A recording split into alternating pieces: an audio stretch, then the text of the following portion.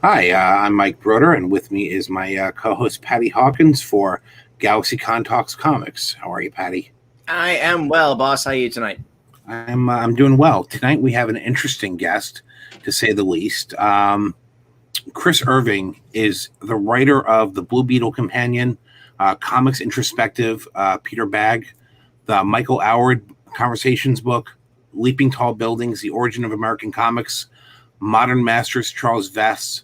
He's a story architect for the Evil Force toy universe, having written 6 pulp novellas and produced 3 trading card sets for the franchise.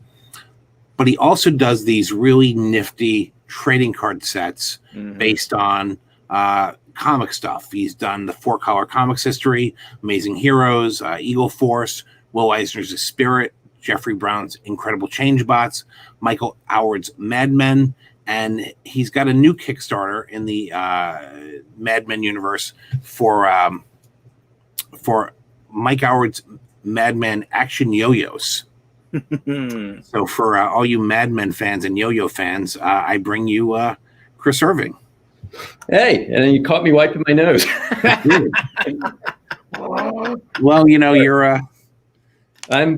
You're on the air. Yes, I didn't want anyone to know I had snot. It's okay. You know, they know you have snot. You're a snot-nosed kid who's been reading comic books. Yeah. For on the floor of the drugstore, you damn rotten kid. This ain't a library. But I want the ones in the paper bags, Mr. Mike. So what's going on? So you're doing a Madman yo-yo. I am. So I've done a lot of really cool things with Madman through Kickstarter. I helped line up the Madman Amazing Heroes action figure. I connected Bill with Mike, Bill Murphy of Fresh Monkey Fiction. And one day on Instagram, Mike had a picture of a yo-yo and was just like, hey, I really want a new one. I would love a new one. And so I did a little digging around and found a place that custom makes professional wooden axle yo-yos. And I just put it out there. And it's been really nuts because the way I do my campaigns is I just keep adding more stuff as stretch goals. And I added extra yo-yos, which are Duncan yo-yos, which are a lighter, they're a little more of like a play yo-yo as opposed to like a trick yo-yo. Yeah. So we're up to like 6 yo-yos. Wow. I mean, the main yo-yo comes with the Art of Yo-Yo Fighting trading cards. But through stretch goals, we have 6 yo-yos. We have a 4-inch sticker. We have an enamel pin. We have a keychain. I'm probably forgetting something else. A button. I think we just funded a button today. So I'm up to about 100, maybe 13 backers or so. And I have a few days left. So I'm hoping to really kind of blow it out of the water. But yeah, that's it, man. I mean, I'm lucky Mike lets me play in his sandbox, and he's just like incredibly supportive. And I've known him since '97, so it's really cool to be able to, bring kind of more Madman things to life through him. That's great. There's usually a spike the last few days of any Kickstarter as well, so keep fingers crossed. Keep that. If you got that last minute big bomb stretch goal, drop it at midnight. Yep, that's a good idea. Yeah. So you're an interesting sort. You're an academic. You're a professor. You teach at a university. You teach about comics. You teach about film. You've written about comics. You've been around the world for years. You've known. You've done projects with some of the bigger names in the industry. Mike Allred is no slouch. Peter Bagge is no slouch. How did you get into the I guess we'll call it the weird sidebar part of comics, the academia, and the writing of these books about the things? Yeah. Well, yeah. I mean, I always consider myself kind of on the periphery, and I kind of like that, to be honest with you, because it keeps me from actually burning out on comics. Because I have other things, yet I still get to celebrate them and preach them and teach them in my classroom. Gosh, I mean, I guess it starts. So I'm at Virginia Commonwealth University, where actually Mike Waringo went. He was a student of the department I'm teaching in currently, communication arts, my home. Wow. And I was reading Flash in high school and saw that Mike graduated from VCU. And I was like, well, I want to go for art. That's the only place. And I got in. So is that, hang on a second. So real quick, just sidebar. Is that how Waringo got involved with the Flash? Because Mark Waid is also from the area. It's funny you mentioned that, because Mark came here in, I think, like the late 70s, early 80s. But while I was here, I was editor of the entertainment section of the student paper. And I did a review of Kingdom Come. And a staffer here at VCU emailed me and was like, hey, I'm friends with Mark Waid. Do you know his work? I'm like, yeah, he's my favorite writer. Yeah. So I interviewed Mark, and that set me on a path of interviewing creators. Because he said, at November 1997 day, he said, well, I started by doing comics journalism and kind of networking and getting to know people. And that was through richmondcomics.com. They're 2 miles from where I live now in Midlothian. And I posted those on their website, interviews on their website. And eventually I just started calling around all the magazines. And I remember the summer of 2000, I went to San Diego, and I had a cover story appear in Comics Buyer's Guide, which was the way I learned the news when I was a kid before the internet. I did a cover story for Comic Book Marketplace on the Blue Beetle, of all things. I had a lot of stuff in Comic Book Artist. I think Comic Book Artist magazine, that Charlton issue, debuted at that San Diego. But I did the 2 Charlton issues with John Cook, became one of his guys. And I had something, Gil Kane interview, I think it was, an Alter Ego, and I'd been published in the Kirby Collector. And yeah, so I mean, it's one of those things where it just kind of went in a bunch of different weird directions. I did a lot of journalism, and I started writing books. John Morrow gave me my first break with the Blue Beetle Companion that wound up doing way better than any of us expected. It's just, I was serious. It was like kind of one thing led to the next, and before I know it, I'm teaching here. And that happened in part because I got Scott McCloud down here with the folks here in ComArts. And yeah, nice. It's a long story, but it's just one of those things that happened from a lot of stubbornness, a lot of hard work, a lot of networking, trying to let my work speak for itself.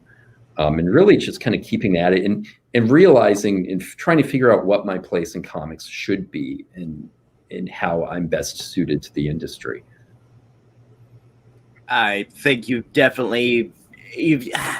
envy you in the sense that, yeah, you really have gone through, you've not followed any path. You have, you meandered through all this stuff. You're on the academic side, and, but like I said, we were just talking about Dan Clowes later on. So it's like, it seems to me like you could have settled. Like I could have seen you writing for,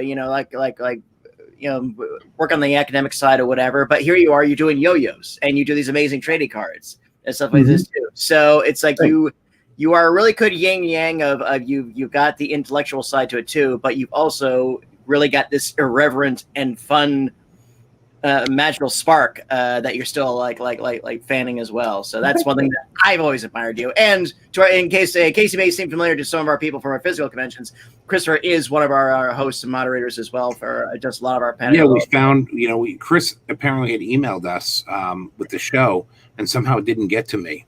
And then I was learning more and more about the area, and then I was like, oh my God, there's this guy who teaches comics history and has been published. You win.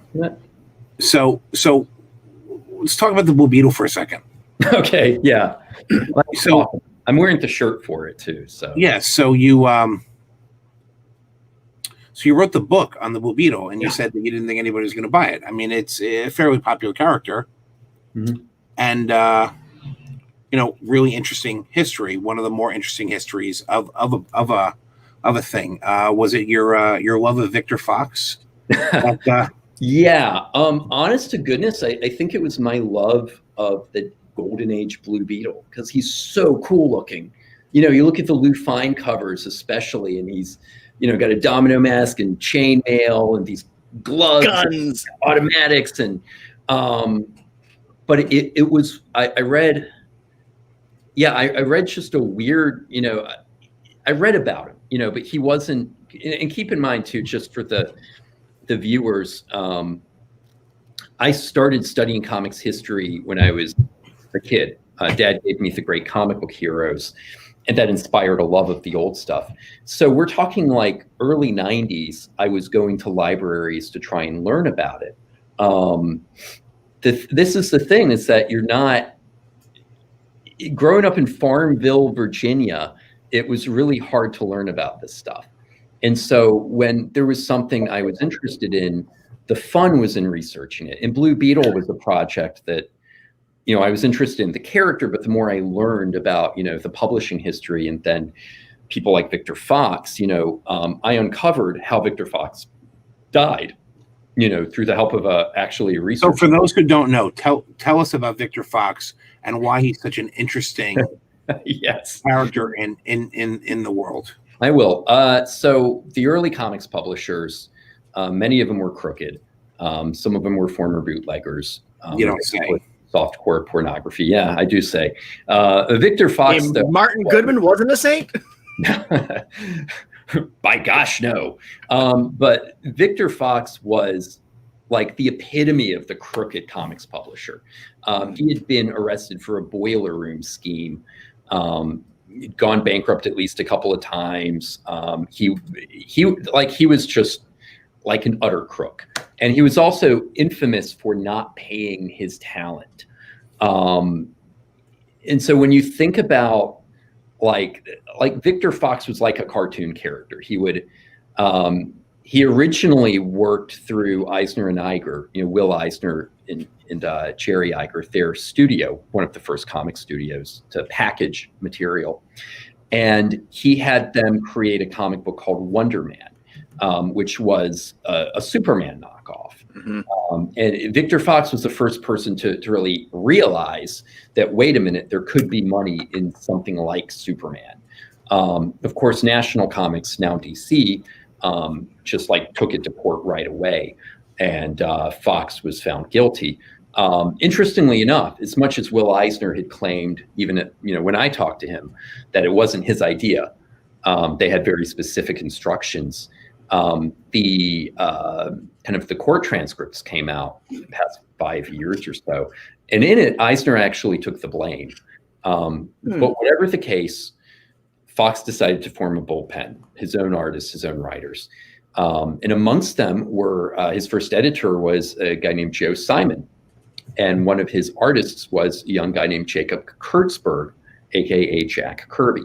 But what Fox would do is he'd have his cigar and he'd walk around and call himself the king of comics. I'm the king of comics. I'm, this isn't like arithmetic problems on a chalkboard like in grade school. This is big business. He was just this outlandish crook of an individual.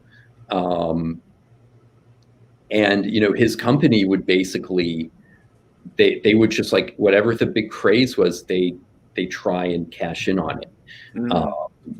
Blue Beetle went through a lot of iterations and he ripped off a lot of different characters. There was a radio show. It lasted about half a year, and one story ripped off a story. One of the radio show episodes ripped off a story from Action Comics. They ripped off like The Shadow. Oh my God.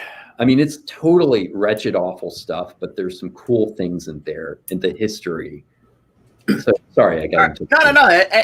Any recordings of the Blue Beetle radio show still exist? Yeah, archive.org has them. And the first actor to play him for only 2 or 3 episodes was a guy named Frank Lovejoy, who was later in House of Wax, like the cop. He usually played cops, guys. He's my favorite radio actor. He later did a show called Night Beat, which you can also find. But I'm aware of that. Yeah, Night Beat. Yeah, yeah, my favorite radio show. But yeah, they're totally worth looking up. There was a syndicated strip that one paper we know of called the Boston Transcript published. I mean, Fox had all these get-rich-quick schemes that, of course, never panned out. I mean, it's a really colorful era, and he was an incredibly colorful guy. Yeah. That is actually one of my favorite. I think that's Ed Ash, the swinging over of the city. But yeah, so as Jules Feiffer described Fox, they were like the Monogram Studios of comics, and they had great covers but bad art on the inside. Right. Yeah. So who creates the Blue Beetle? There's Charles Nicholas is the pen name used because Beetle was created in the Eisner shop. And there was a guy named Charles Watzkowski who... Patty, that's your ad for the Blue Beetle radio show for you. Oh, nice. And they later reused that as the character Samson. I guess they traced over the figure. So there was someone at Eisner Eiger named Charles Watzkowski who created the Blue Beetle. He was a ripoff of the Green Hornet. Like comicbookplus.com has Mystery Men Comics #1, which is a first appearance. But in his first appearance, Blue Beetle wore a suit and goggles like the Green Hornet, and the name Blue Beetle Green Hornet. Yeah. And gradually, the character changed over a few issues.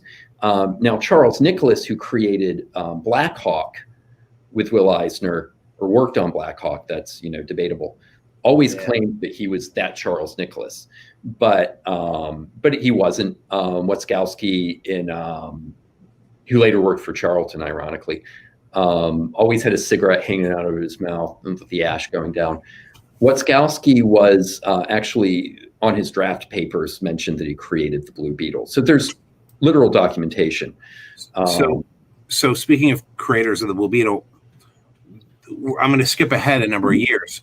I think one of the more interesting creators ever associated with the character is Matt Baker. Yes, I love Matt Baker. And so I kind of like to talk about Matt Baker for a second and why he's so important and what, I mean, most people don't know who Matt Baker is or what he accomplished. Yeah, Matt Baker was king of the good girl artists. He was a black artist in the 1940s. And so the thing with Fox is Fox would draw very exploitative, or he would publish exploitative comics like, about, I think Women in Prison was one of his comics at one point. And he really started publishing, quote unquote, true crime stories, right? Which were more lurid, they were sexier, more violent. And Blue Beetle actually became a host of true crime stories. But Matt Baker was a black comics artist in the 1940s. Well, I think he's the first black comics artist. I don't know did he predate the editors and creators of All Negro Comics? I'm not sure because... Well, All Negroes published in 47. Yeah. Right? And Baker was doing stuff around wartime, wasn't he? Yeah, and then Matt Baker is... He's got to be working. Yeah. He's got to be working. He's working in 44 on Jumbo Comics. So he would have predated that then. Predates. And also, I mean, All Negro Comics is not. You could take Matt Baker's stuff and put it, up against anything today. Yeah. And I think there's still some things that are challenging about. I think there are some things that are challenging about All Negro Comics. In today's landscape. Yep.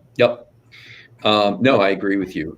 But Baker was really, he was like a master craftsman, right? He worked on Phantom Lady. He redesigned her to have a skimpier costume.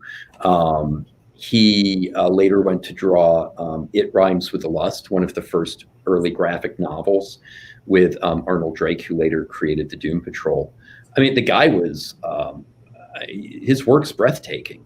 I actually insist on teaching him in all of my comics classes, as well as my visual communications class, because not enough people know about him, Yeah. Right, and he died young. Yeah, I think he had a heart defect, perhaps. I know he had health issues. Yeah, it was. But yeah, I mean, most people know about his Phantom Lady stuff. Yeah. Well, he did the famous cover that Frederick Wortham used in Seduction of the Innocent to talk about bondage and what were referred to as headlight comics. I will let you figure out why. But well, you're the academic, please. Maybe when you're older, Patty. But yeah, that cover. I did a trading card, actually, a 4-color with that cover on it, and I was like, wait, I can't just give these cards away to kids because I do talk on the back about how Wortham really used that as one of his examples of how comics would, corrupt children and turn them into sex fiends. Oh yeah. Oh, trust me, I've cosplayed as Dr. Wortham. I know. Oh, I've got to see that. That's fantastic. I'll send Pat, do you have your man? That's brilliant. Yeah, I'll pull it up in a second and send it to you. Yeah, dude, I would absolutely love to see that, man. That would be great. So tell us about. So you met Mike Allred in 1997. Yeah, I did. Yeah. So tell us a little bit about the stuff that you've done with Mike so far. Yeah, sure. Well, I interviewed Mike I think it was right about the time Red Rocket 7 came out. And you've got to realize, like, Madman Adventures changed how I looked at comic books in general. Because it's Madman, for those of you who don't know, is this really cool indie comic with bright, vibrant, beautiful colors by his wife, Laura, about this kind of pop culture existentialist superhero. His name's Frank Einstein, and he came back from the dead with no memory of who he was. And it's just a brilliant, fun, quirky book. And I interviewed Mike, and I interviewed him later and actually my first CBG piece, Comics Buyer's Guide, was an interview I did with him about the Atomics. And I offered it to CBG, and they weren't interested. And then maybe it's just a general one. It's been a while. And then, like, they announced he was self-publishing the Atomics. And I remember Maggie Thompson was like, called like and left a voicemail on my dad's, answering machine. She's like, "Where are you, Chris? I sent an email." This was like 97. So it's not like we all had computers, I check my email every 2 days, right, on my student account at the computer lab. And I called Mike, and he was like, "Where were you?" I'm like, "Well, I didn't have access." But I just, gradually I'd cover him here and there if I had an article or wanted to interview him again. Always kept in touch, always emailed him, and just kind of to see how he and the family were. I think I was interviewing him for the University of Mississippi Conversations volume. And at the same time, I was working with Bill Murphy of Fresh Monkey Fiction, who does this kind of this 1980s retro line of superhero figures called Amazing Heroes. Mm-hmm. People wanted Madman. It's like, I'd love to get Madman on it.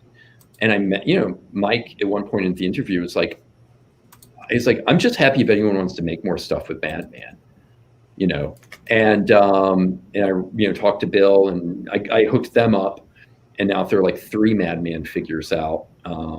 For the first one, I was blessed to do all of the writing for the Comics on Back, and I got to write Madman's comic, which Mike then did an amazing job drawing and changed the dialogue, because it's his baby, right? And it's like, but even seeing that work made 100 times better by Mike was just a gift.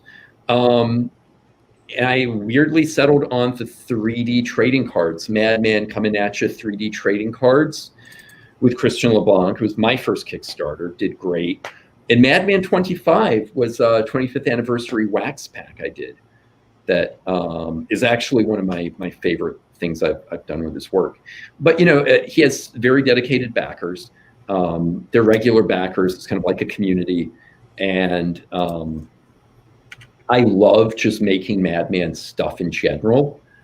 And the cool thing with trading cards is I get to experiment with design.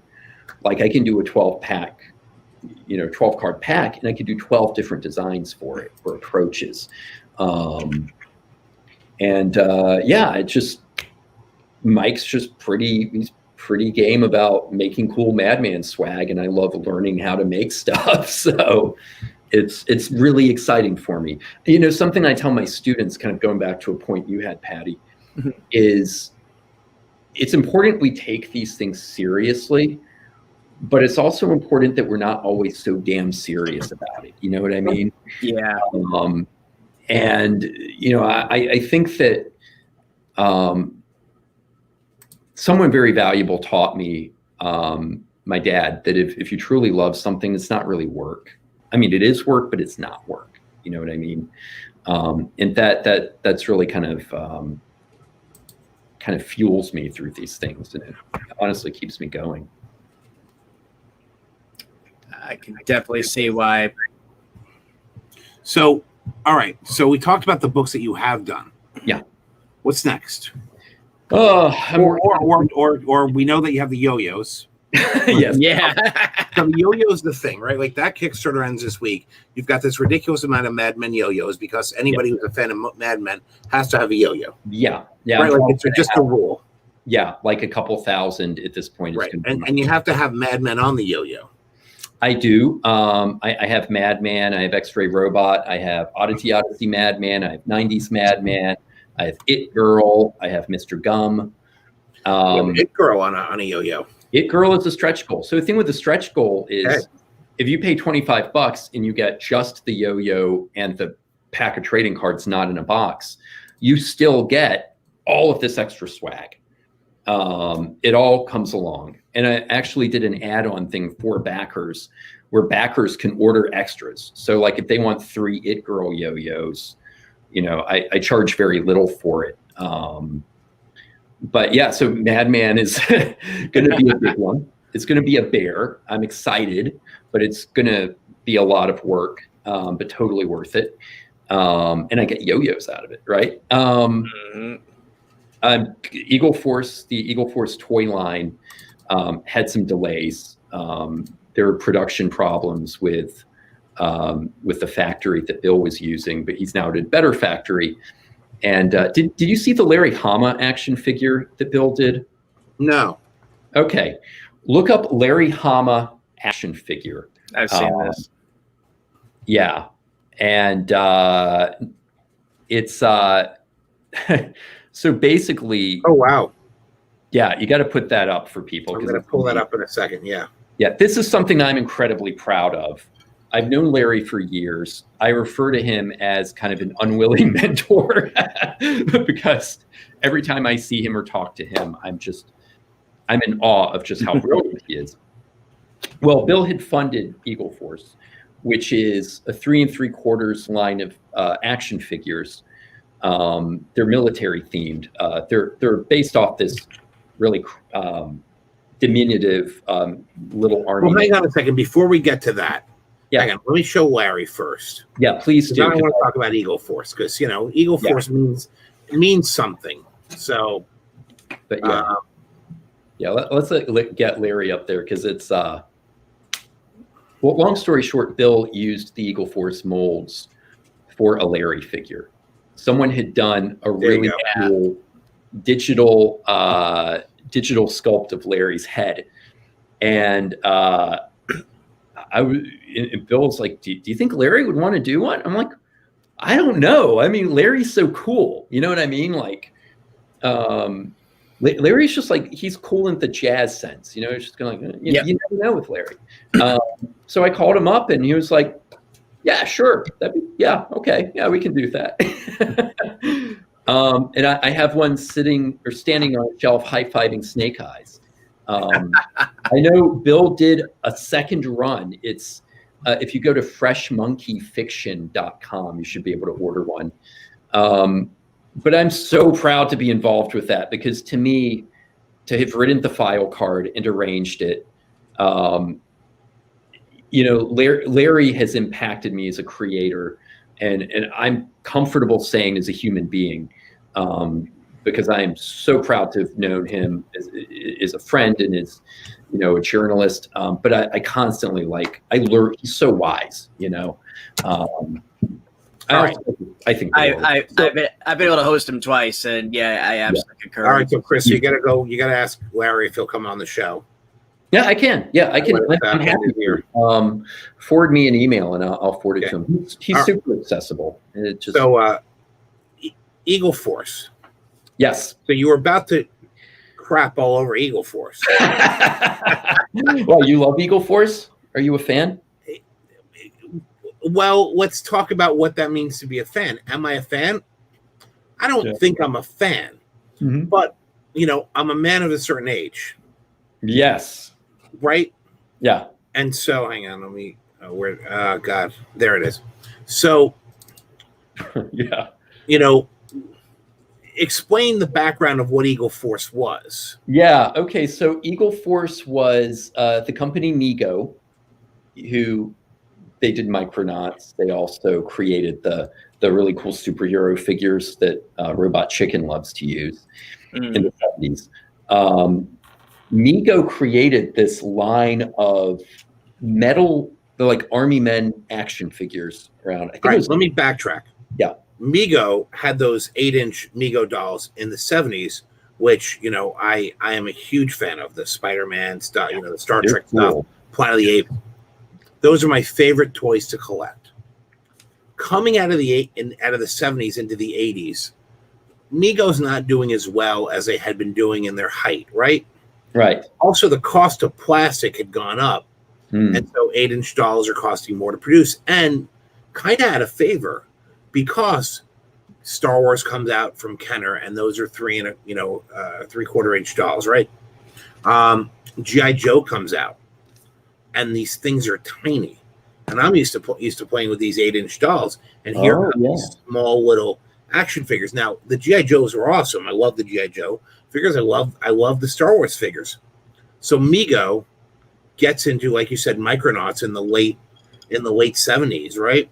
Early 80s, and they get into this smaller figure business, and they do Eagle Force, which are these die-cast metal little army guys, I guess, to compete with G.I. Joe. Yeah, I'm not entirely clear on that part, but what I do know is they were all they really had for storytelling, because they were short-lived. They lasted maybe a year.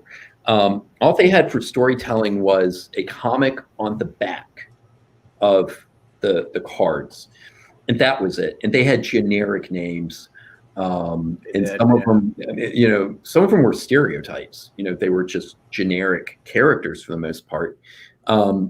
So, Fresh Monkey Fiction, Bill decided to bring them into the modern era as Eagle Force Returns, which is those characters coming back with a new generation. So Captain Eagle is older, and they're all Vietnam vets for the most part. I mean, you got Captain Eagle, you got Goldie Hawk, you got Turk, you got Sergeant Brown, you got K, you got Striker, you got Harley, you got Big Bro. Yeah. General Mamba was the bad guys was Riot, right? Yeah, Riot. Riot is their international organization of terrorists, I think. So what I basically did was create a trading card set of the 80s guys, and they're mission cards. Yeah. And it did really well. And somewhere along the line, I got the idea to do a pulp. And I spoke with, and Bill's really cool to work with. He gives me a lot of creative freedom, and kind of reins things in if he needs it to be done. But I decided it'd be really cool to have a spy character in there. And Bill said, "There's this character, the cat. We could do that." Long story short, I took the cat and created a backstory and a personality. He's a Lee Fine, who's a cat burglar, who's kind of roped in. It's kind of like in a It Takes a Thief thing, He's roped in to fight, to kind of pull this heist off against this kind of Donald Trump-like developer in New York in the late 70s. Let me get this straight. You want me to steal? Yeah, exactly. You nailed it, man. Yeah, so what I did with that story was I had it just be Lee Fine. And I had Turk appeared, the character Turk.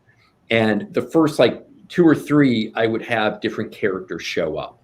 And when I saw characters that I felt, needed to be more, have more in terms of background, and also honestly not come across as stereotypes, I would do things to really, flesh them out as characters and give them, these real believable identities. I will say my favorite is, I refer to him as Black Rope, Jay Black Rope. His figure was called Red Wing. And he's like an utter badass. And so I've done 6 of these pulps at this point, and it's kind of about everything leading up to the formation of Riot and Eagle Force. And they're set in like the late 70s through early 80s. I'm coming back and doing another one. I have some more cooking. The toys should be ready by early next year, finally. Bill's had to overcome a lot of production issues. But if the Larry figures any indication, they're going to be amazing figures. I can't wait to get them. So what I remember about the Eagle Force stuff was the local toy store, which, Chris and I have a very weird connection in this world. Is that one of Chris's very, very dear friends who's since passed. A collaborator too, yeah. Collaborator, grew up in the same neighborhood as me in Brooklyn. And we shopped at the same comic store, same bookstore. Like we went to all the same, pizza places and toy stores. And there was a toy store right down the street from us, which is where I would get all my, G.I. Joes and Star Wars. Not my Migos. I got them someplace else. But this specific toy store right down the street from us, 3 blocks from where I lived and where stuff was, they had Eagle Force on discount. Oh, they were giving those things away, so they were like 99 cents. Yeah. So you can get the whole thing, right? So you could get all the Eagle Force in the world for like, they were tiny. They were 2 inches. Yeah. Right. Yeah. So they're literally that big. Yeah. You couldn't use them as like generic GI Joes. No. Yeah. No, but GI Joes were like $3.97 or $2.99 or something, right? Yeah. They were like $3 things, but you got these little Eagle Force guys for like 79 cents, or whatever it was on discount, and they had a couple of they had a vehicle. Yep. There was a riot tank, and there was something else. There was like Eagle Island play set. I didn't have the play set, so but I tell you. I have some very cool things coming up. My best friend from college on, D'Alfonso, I have a character named Coyote who gets the face man. The face, the Golden Age character. Which one? The face. He's got like the fangs and the big eyes and the red hair and the green skin. Oh, but I'm pulling him up now. Yeah. Face. Okay. Yeah, sure. So the face is in a story, and this character Coyote takes over the role, and it's supernatural and really kind of crazy stuff. My best friend D'Alfonso sent me an entire like pulp novella he wrote following up with Coyote, and I'm reading it. I'm going, "You suck," because he's so good. Like he's such a good writer. I'm like, God, man. I'm proud, but also really kind of jealous at the same time. So we're working on getting that one out into the world. And I'm also doing, I'm calling it right now, Skeletons in the Closet. It's a story of Eagle Island and kind of the secret passages. But yeah, that's him. Yeah.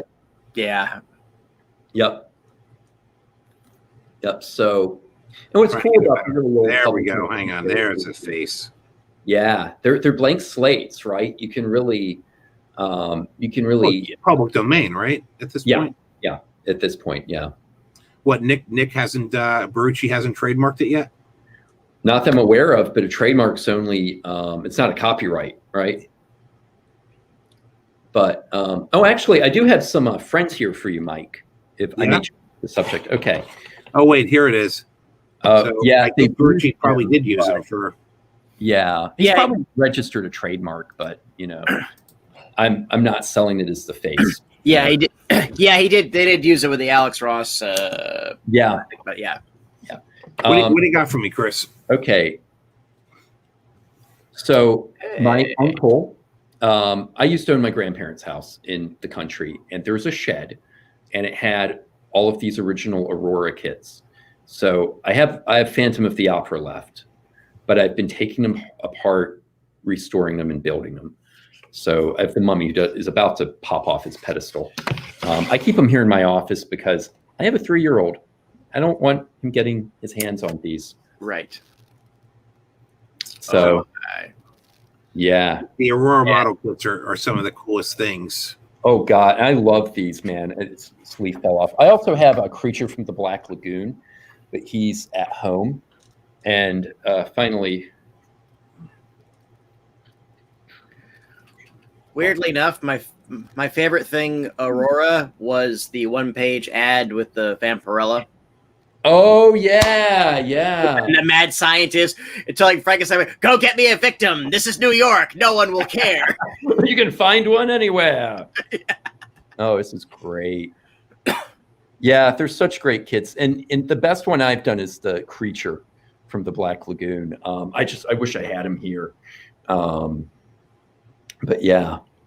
So what else is going on for you guys? So we're doing this. We're talking to whoever we just wind up. Not next week, but the following Tuesday, we got Fred Hembeck. He's going to do our show. Love that guy. So excited about that. I met him at Joe Sinnott. Okay. Yeah, it was Joe's birthday party. Surprise party for Joe. I guess it was his 90th. It's been a while. Nice. Well, and what? Yesterday was Kirby's birthday. No. Yesterday or today. The day we tragically lost Chadwick Boseman actually was Kirby's 103rd birthday. Was it 2 days ago? It was a couple of days ago. It's a blur, man. I've always had a hard time processing Boseman being gone. To be honest, life during COVID is you lose the days. Yeah, I mean it really is, and I mean the only reason I have any sense of the day is because I teach classes. You know, I'm like, oh, it's Tuesday. I have. So what's that like? So you're back in school? Yeah. They started classes up again here at VCU. My classes are all online, so I pre-recorded my lecture. Are there any kids in the school? Yeah, there are. Oh my! It's just they're doing social distancing and testing measures and so forth. But all your stuff's online.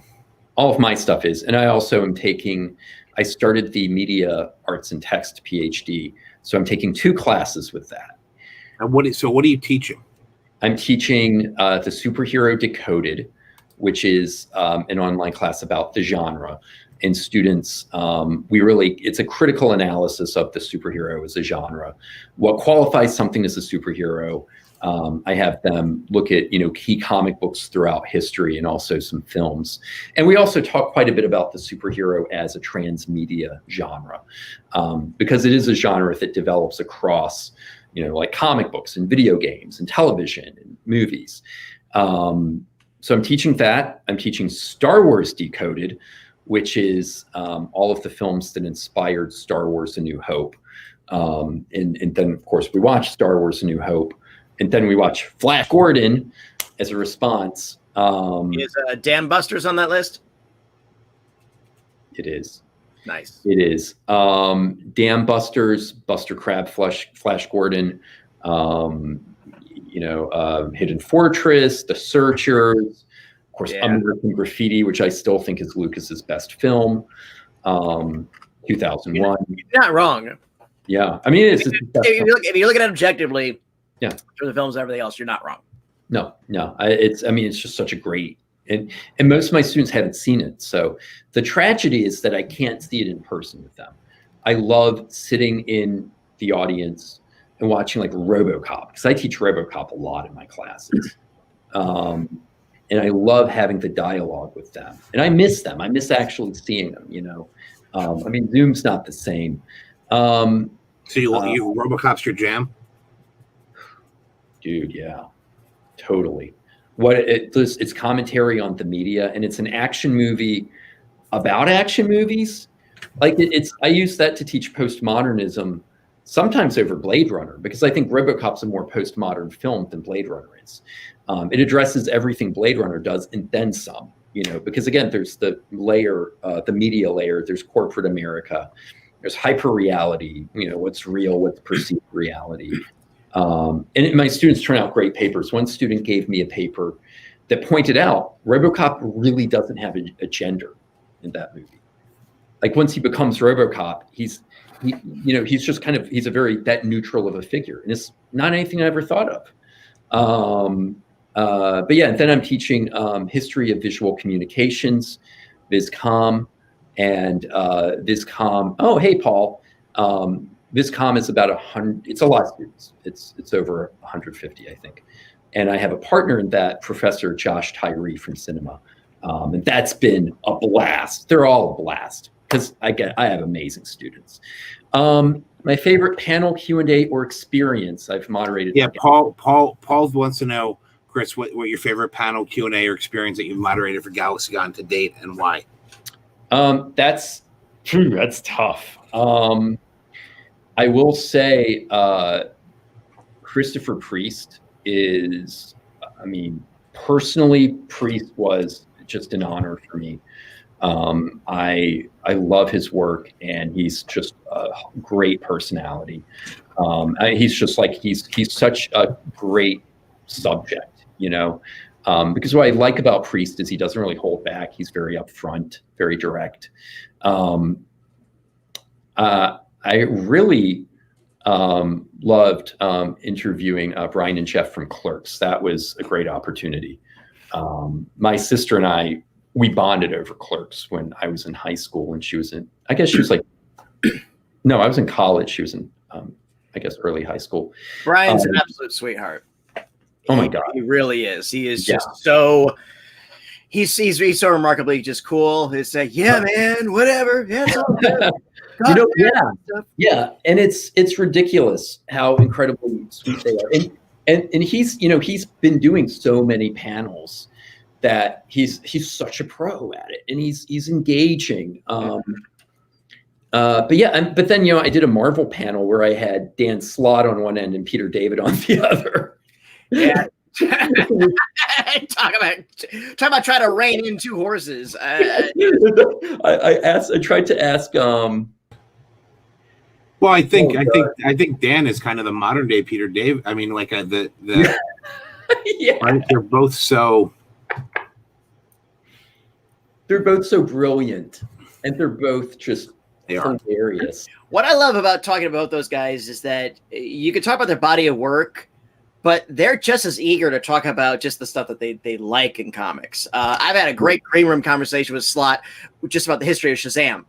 And he'll just go on, and we both agreed that, you know, the Monster Society of Evil is still the War and Peace of all comicdom. And why I'm so mad that it hasn't been reprinted, and they've come so close, but it's been they come close to reprinting some stuff. Yeah, and it's an important work, and I know that it is, you know, and I think a lot of the freeze up at the time was the movie was coming out, and they didn't want, you know. Because basically what happened is there are racist images in it. It's a 40s comic. Yeah, there is. But, you know, but when you study these things, I mean, that's sadly part of it, you know. Yeah. I'm sure you discuss this with your students. I mean, you have to with Modern Days. They say, hey, look, just to let you know, you have to look at these things in the context of the time, and I'm sure what you've given them, you know, is still like, okay, this is the stuff that you look beyond it still look good. I mean, there's still some really stuff out there that will make anybody go, oh no, but by the same token, it has no merit to kind of balance it out. Well, that's something I've been spending a lot of time researching and studying and doing workshops, because it is very difficult for some students, understandably, to not feel to feel uncomfortable. Yeah. And it's the way I try and put it is there's studying media, and then there's being critical of the media. So, if you're talking about just academically and you're studying it, we need to point these things out, and we need to have those discussions, because those are going to help inform a much better critical discussion of it. Yes. But yeah, I get why with the movie coming out, they didn't want to release it. But overall, it's like the first long running storyline in superhero comics, right? Yeah. It needs to be preserved or presented in some way. But again, that's what disclaimers are for, guys. That's what, they did the entire Spirit run and it had Ebony White in it. Yeah. I won't show comics with Ebony White in it in my classes. I'll show Gerhard Schnabel. And now if I'm doing a comic book history class, I'll discuss it.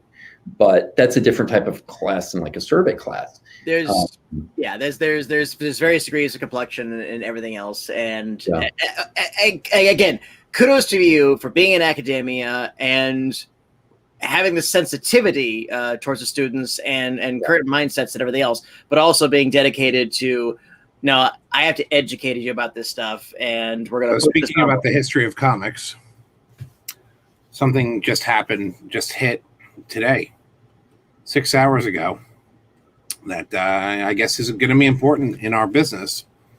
So DC announced their new general manager. Yeah. Go ahead. Daniel Cherry will be the new GM. He's the former esports executive from Activision Blizzard. Yeah. The new senior vice president, general manager. And Howard Reporter says it's a newly created position covering business affairs, editorial, talent services, marketing, sales, brand, and direct-to-consumer, along with overseeing business development, which will allow Cherry. The addition of Cherry will allow Chief Creative Officer and publisher Jim Lee to take on more DC brand responsibilities, whatever that means. Yeah. I suspect that means he'll still be the ambassador towards the comic fan side of things. Yeah, I agree. You know what? It's weird. I think some of the best people in comics came from outside of comics. Dan Didio came from television, and I think Dan, and everyone has their criticisms of DC under Dan, right? But the thing I like about Dan is he really pushed for different experiments in storytelling throughout the books, like weekly comics and thinking kind of in terms of a season. And I think that's where his TV background was gold, and it informed the comic book medium. It makes me really wonder what direction they're going with, if it's going to be more of an interactive, but who knows? He may be hands off on creative, or maybe he's going to push for more project synergy. I don't think any of us can tell. I hope for the best, because they have some good people at DC, and those are, I think, some of the best characters. Well, if they're going to do synergy, they need one side of that. They need the movie or television side of that equation to stabilize, and they need to. Okay, it's.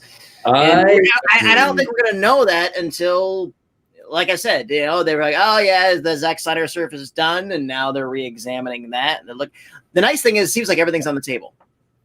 Well, what I think is cool is that they are willing to do kind of a Touchstone Pictures approach. I hope they don't get too caught up in the whole multiverse thing, because I think the multiverse could easily be an excuse to just not do the best work. I think a lot of I'm not a huge fan of Zack Snyder's work, but I'm a fan of him. He seems like he's an incredible dude, and I'm happy for him as a creator that he gets to tell his version. And I'm excited to see what that format's going to do. Oh, change things. Speaking about the Zack Snyder thing, I am, as Patty is well aware, I am not a fan of Zack Snyder's DC work at all on any level. I am a Zack Snyder fan. I did enjoy 300. I did enjoy his Watchmen. I thought his Watchmen was really good, especially his director's cut of Watchmen. Yeah. He did really great. Than he gets. I don't agree with his vision of DC. That being said, when they took him off and put Joss Whedon on to finish that Justice League movie, man, what they put out was a piling stinking turd. And what you got was, look, you could never say that it wasn't Zack Snyder's vision. You know, his Superman v Batman, his stuff is clearly his vision. Whether or not you like his vision or not, it is, as an artist, it is his vision.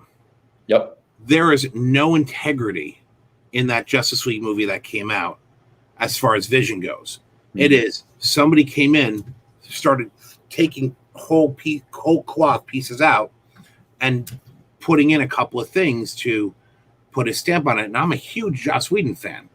I love Buffy. You know, I enjoyed, you know, his work at Marvel. The first Avengers movie was transformative to the industry. Totally. So this isn't, you know, it's not even a thing on Joss. It's just they bring Joss in to work on a thing that clearly does not mesh at all with him. And then he's got to he has to work with this thing that is clearly doesn't match his aesthetic. Mm-hmm. And so what he puts out is this mash hybrid that makes no goddamn sense. And so at least now we're going to have a film made by the original director who had a vision. I don't expect to enjoy it, but people who enjoy his vision will likely enjoy it. Yeah. We have plenty of friends who like his vision. Yeah. And I think, what are you saying? Oh, I'm sorry. I was just going to say, this is kind of my feeling is I get to see more of Ben Affleck as Batman. Sure. More Henry Cavill is Superman. More Gal Gadot is one. Like, the thing that 2 out of 3 ain't bad. Pardon? 2 out of 3 ain't bad. No, I like them all. But I really love his casting. Snyder, I think, has exemplary casting, actually. I mean, Affleck's my favorite Batman, Bruce Wayne, because he can play both sides. Oh, right? He is. I think Ben Affleck is amazing in that role. Yeah. He just didn't get to do anything. That's why I was so psyched for he wanted to do his Batman solo movie, which would have been him against Slade, and I thought, yes, somebody who's better than him physically and mentally. We'll see a cunning, thinking Batman, and I mean, I think Michael Keaton's always going to be is my favorite Batman to date, just because in my age, you know what he did in that role. I love those movies, especially Returns. You know, I thought George Clooney was a great Bruce Wayne.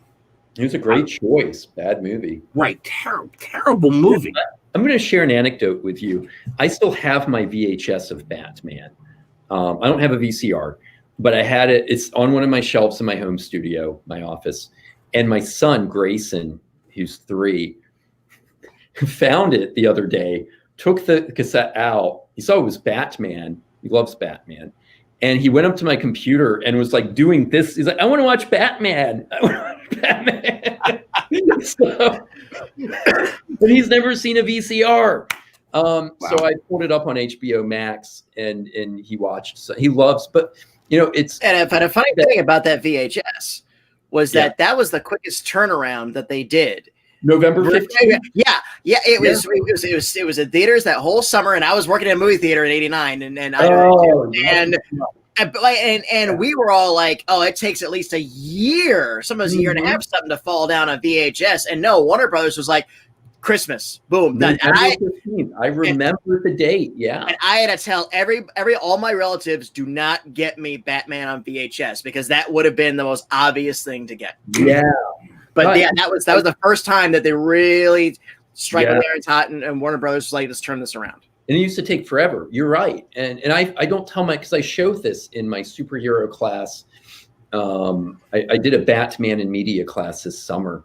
Mm-hmm. But yeah, I mean, that film, like, Keaton is so intense as Batman. And even though he's not a huge physically imposing guy, it was always the threat. His eyes always conveyed, what could he do? Right? He was so in control and calm that it was chilling. I always have something. It's not my favorite version of Batman at all. Yeah. But here's the main thing about this is that wasn't the invention of the wheel, but that was the invention of the internal combustion engine.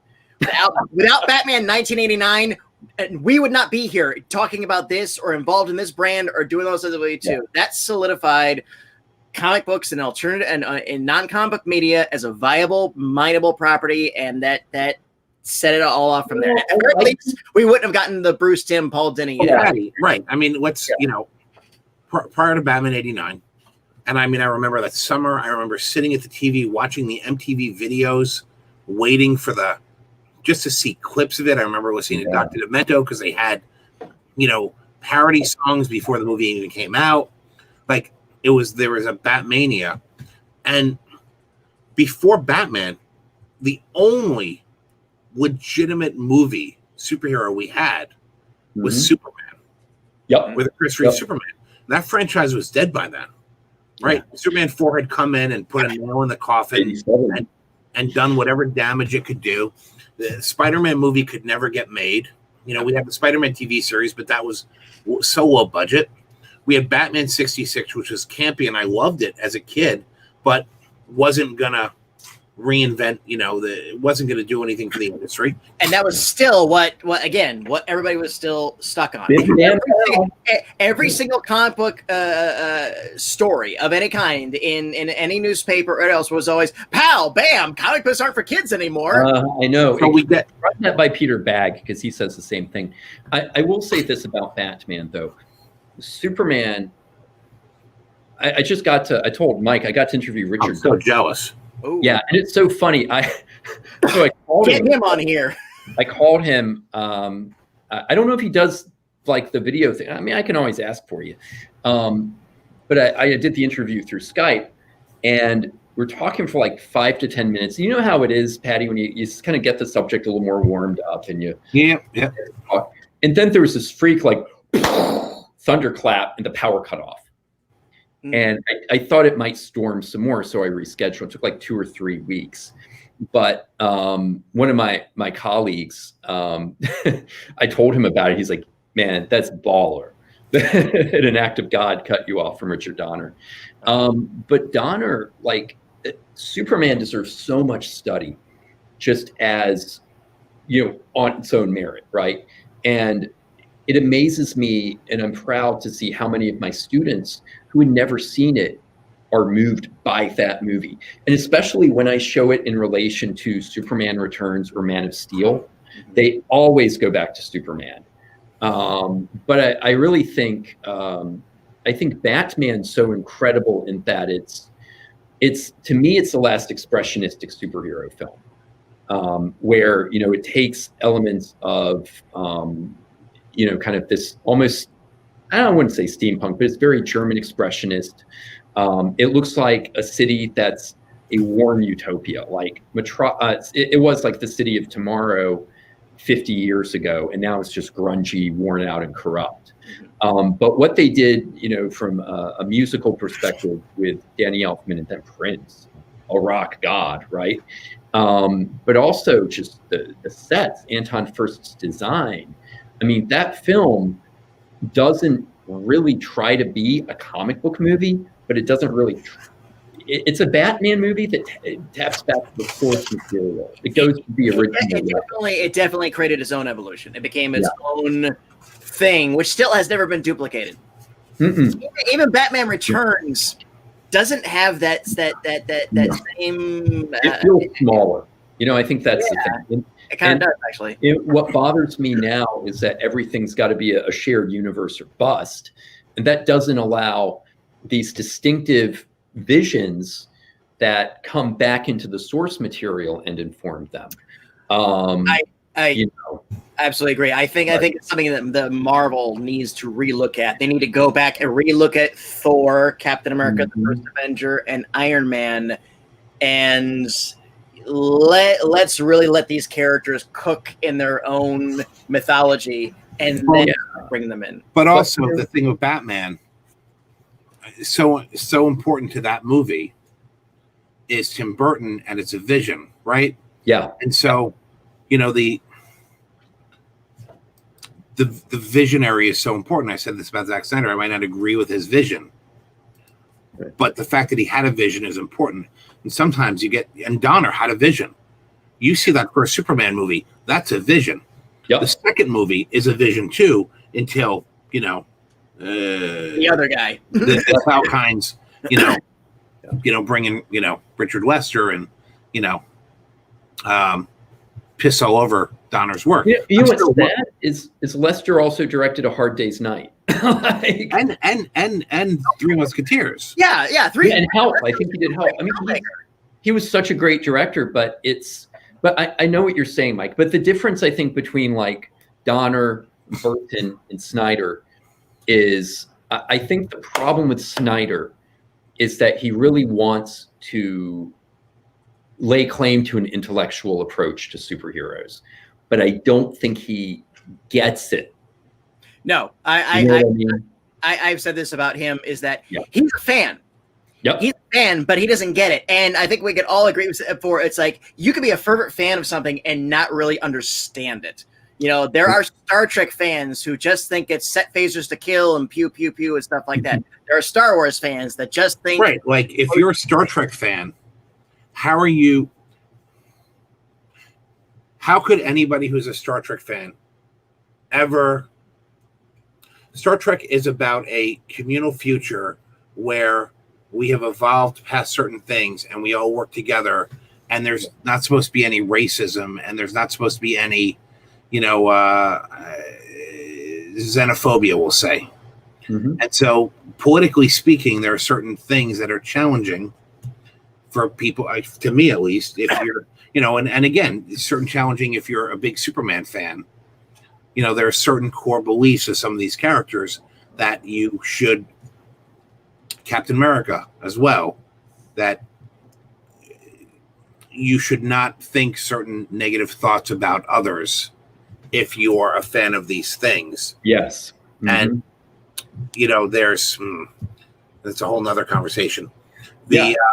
But as far as the Snyder stuff goes, no, I think he sometimes forgets that there's a fantasy aspect of these things. There's a hopeful optimism to these things. Yeah. Right?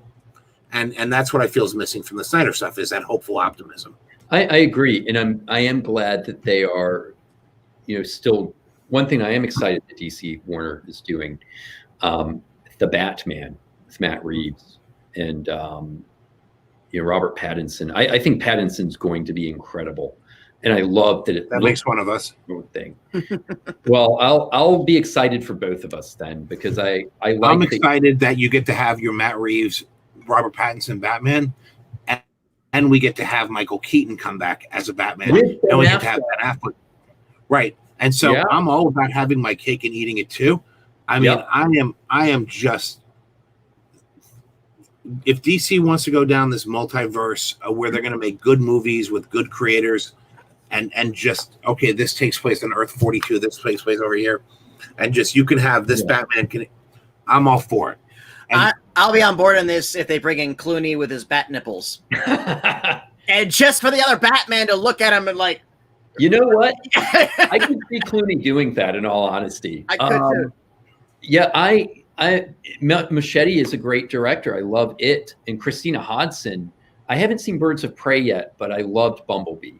Bumblebee was way better than and I'm a huge Transformers fan, but Bumblebee was way more heartfelt than I ever thought a Transformers film would be. I haven't seen it yet, but I honestly, I heard it was better than... Dude, I saw the first one and I tapped out. So okay, I was emotionally drained after Bumblebee. Really? Because it touches on some things in my life. and it did it in such a sincere manner that I felt it was real. It's kind of like it's kind of like the Rocky movies.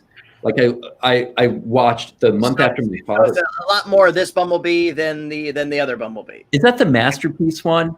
Yes. How is that? I've been looking at those for a while. This is really good. This one is. Is this Masterpiece or? Yeah, it looks it. No, this is a third party. Is it? I've been looking at those too. Is that? Yeah, this is the third party. Yeah. Here, I'll show you. Yeah. My son now transforms Transformers all the time. I'm really proud. He has a sound wave of his own, and he can transform them.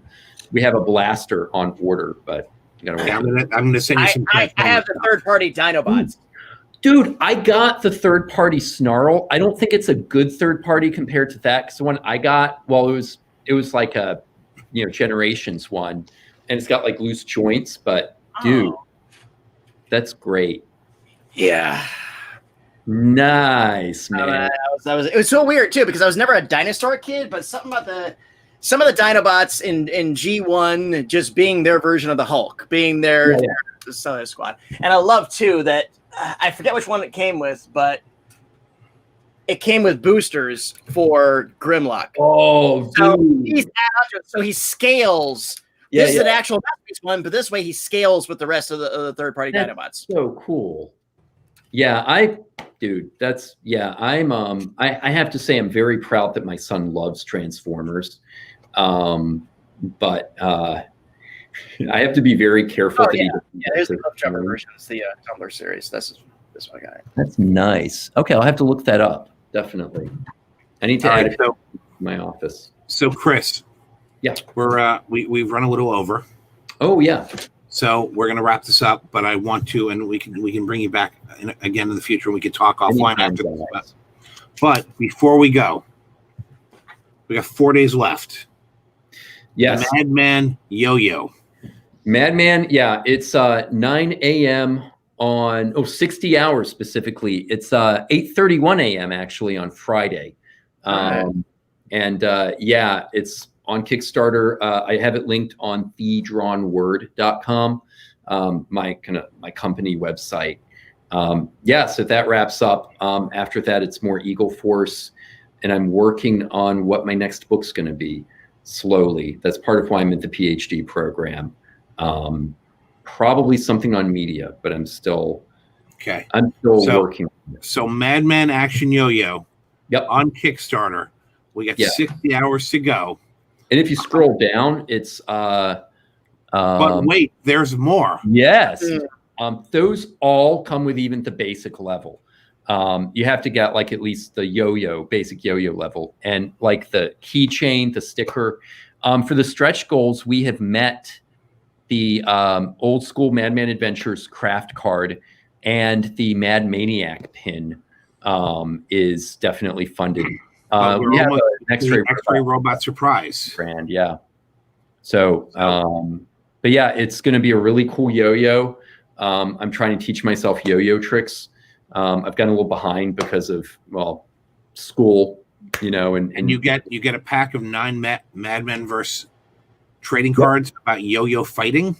The art of yo-yo fighting, and they are 8 different instances, because one's a title card of times Frank has used the yo-yo to beat the bad guys up. Okay, nice.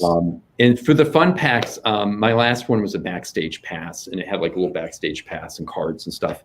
I'm trying to make them themed, and so I have an idea for one called the Out of This World fun pack. And so I'm going to run that by Mike and see what he wants, because if really all Mike has to say, because I want him to be the biggest fan of the Madman stuff I make. That's super important. And important to know, this is once they're gone, these things are gone. That's it. They're print to order. I'm not, the way I do my campaigns with creators is I typically just send them the rest of the stock. I may keep a few for myself. But yeah, once, so like if you miss out on the campaign, I'm not going to have any to sell. That's why no one can buy a pack of spirit cards from me. Yeah. Because that's It keeps me from dealing with too much stock, and it keeps it exclusive for the fans. It's gone. Yeah, it's all right. Gone. So run the Kickstarter and get your Madman yo-yos. Visit ChristopherIrving.com. Yep. And thedrawnword.com actually has a link to that Kickstarter. The Drawn Word. And then when we get back to reality, you'll see Chris at our GalaxyCon show. Yeah, I really miss you guys. I miss the hugs and the green room food and the audiences and catching up with it's like this weird family reunion every show, and I love it. I miss our late night. We wait because we're running around doing the programs. Mike's running around, having to run everything, and then we get that sweet spot around 12:15 or whatever that we can actually hang out for about 15, 20 minutes. I'm like, yeah, I have a 2-year-old at home. All right, I'm old. I'm gonna go die. All right, so Patty, what do you got to plug? What we got to plug? Well, first of all, this Friday at GalaxyCon Live, nothing this week, right? This is our week. We're off. Week we're off. We're off this week. What do you mean we're off? And it was like, my purpose in life is gone. What am I going to do? Our next events on September. Okay. I stand corrected. All right, Patty, we have a weekend off. I planned this, so you get to notice. I was so wound up. Okay, well, wow. Whatever I should do. So, Patty, where can people follow you? Patty Hawkins without the vowels. I'm on Twitter, which I really just exclusively use to promote all of our GalaxyCon stuff. I have Instagram. I have my private stuff there, and I have a Facebook, but I kind of want to keep that just for friends. So don't send me friend requests unless we've at least met in person at least once at some show. I'm barely on my Facebook. All right. After the campaign, I'm probably going to be off it again for a while. So especially now, but that's another story. But, and I didn't get a chance to grill you about the electric company. Yeah, the electric company's Blue Beetle. There was also a ship called the USS Blue Beetle that I tracked down. Yeah, if you don't have a copy of the book, I can send you something. Hang on, Patty did send me something during our chat that I didn't get to share. Oh no! All right. I was like, let me see if I can get this up here. Send a couple of things. So. I don't trust this guy. All right, what do we have here? All right, so nice. We need a girl victim for the experiments. Is that a Vampirella ad? No this is the Aurora kits. They had the Master. It's a Vampirella ad for the Aurora kits. Yep. So it's for the kits and the Frankenstein monster. They keep help! Don't worry, this is New York. No one will. So troubling, man. If this experiment works, she'll turn into a fly. So Patty, you got to tell me when you send me these photos, because I'm terrible about looking in the private chat. I'm busy looking to see what the comments we're getting from people are. So but hang on, I'm gonna bring you up now. So Chris, you're gonna enjoy this. It's that ne'er-do-well, that evil monster, Frederick Worthing. My man, that is wonderful. That is fantastic. The comics is bad for the kinder, and I tell you why. I actually did my thesis on the accusations of Batman and Robin being gay from Wortham. And I paralleled it with they're in bed with each other. Like, that was a good night. Exactly. And I paralleled it with the State Department persecution of homosexuals called the Lavender Scare. So no, you're right. Oh yeah. That's your next cosplay, right? Only if I get to follow you around all day. Well, I get to be Spider-Man from 3 Dev Adam. Hey, what am I looking at here? I'll have like the electric company and a PVC pipe.